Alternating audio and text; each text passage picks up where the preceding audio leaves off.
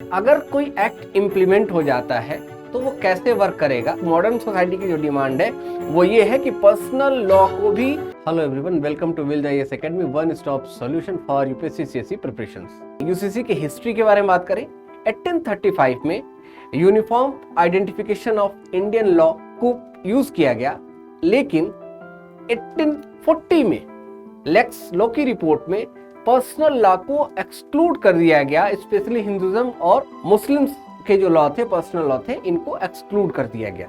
उस समय की सिचुएशन दूसरी थी, वहां वो नहीं चाहते थे किसी तरीके की कोई ऐसी बात आए कि वो डिबेट में जाए और उससे उनको कंट्रोल करने में, उनके एडमिनिस्ट्रेशन में कोई दिक्कत आए। और उससे भी बड़ी बात थी कि अभी भी पूरी तरीके से जो रिलीजियस लॉज हैं वो सही तरीके से कोडिफाई नहीं हो पाए थे, उसकी अंडरस्टैंडिंग नहीं हो पाई थी। इस वजह से भी ये चैलेंज उस समय के थे। कहानी आगे बढ़ती है। बी.एन. राव कमेटी 1941 में, ये भी अंग्रेजों के द्वारा ही बनाई जाती है और इसमें फिर यूनिफॉर्म सिविल कोड से रिलेटेड बातों को रखा जाता है। एक कोहेरेंस मेंटेन करने के लिए कहा जाता है और ये हम यूज करते हैं आफ्टर इंडिपेंडेंस 1956 में हिंदू सक्सेशन एक्ट में। यहां से यूनिफॉर्म सिविल कोड का जो बेस है, कि जो फंडामेंटल है, वो आते हैं और हिंदू कम्युनिटी जो इंडिया की मेजॉरिटी है उनके ऊपर ये एक्ट इम्प्लीमेंट हो जाता है। एक सवाल साथ में खड़ा होता है कि कितने तरीके के लॉ होते हैं। मेनली एक बेसिक भी अगर आप समझें तो टाइप्स ऑफ लॉ के कॉन्सेप्ट में क्रिमिनल लॉ होगा और दूसरा पर्सनल लॉ होगा। क्रिमिनल लॉ का मतलब है कि कोई आप क्रिमिनल ऑफेंस करते हैं, किसी के ऊपर आप प्रेशर क्रिएट करते हैं, उसकी जान माल को नुकसान पहुंचाते हैं, तो वो क्रिमिनल लॉ के अंडर में आएगा। और इसके लिए एक ही रेगुलेशन है। आईपीसी और सीआरपीसी के कॉन्सेप्ट में इसको इंडियन पिनल कोड और सीआरपीसी इसको देखती है मेनली, और यहीं से ये रेगुलेट होता है।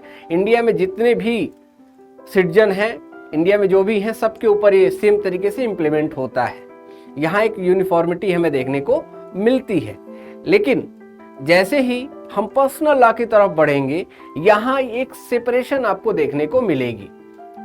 पर्सनल लॉ में जो डिवोर्स का कॉन्सेप्ट है, मैरिज का कॉन्सेप्ट है, ये सारे जो कॉन्सेप्ट, एडॉप्टेशन का जो कॉन्सेप्ट है, सक्सेशन का जो कॉन्सेप्ट है, ये सारे के सारे इसके पार्ट आते हैं। इनहेरिटेंस का जो कॉन्सेप्ट है वो इसका पार्ट है। ये जो सारे पोर्शंस हैं जो पर्सनल लॉ से रेगुलेट होते हैं, इसमें क्या है, रिलीजियस एंगल है।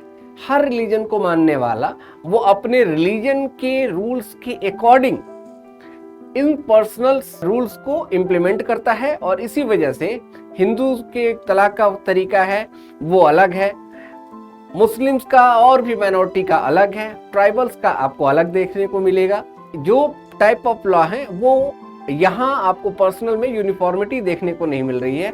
और यही डिबेट है और यही आज की डिमांड कही जा रही है कि एक मॉडर्न सोसाइटी की जो डिमांड है वो ये है कि पर्सनल लॉ को भी यूनिफॉर्म कोड में लाया जाए।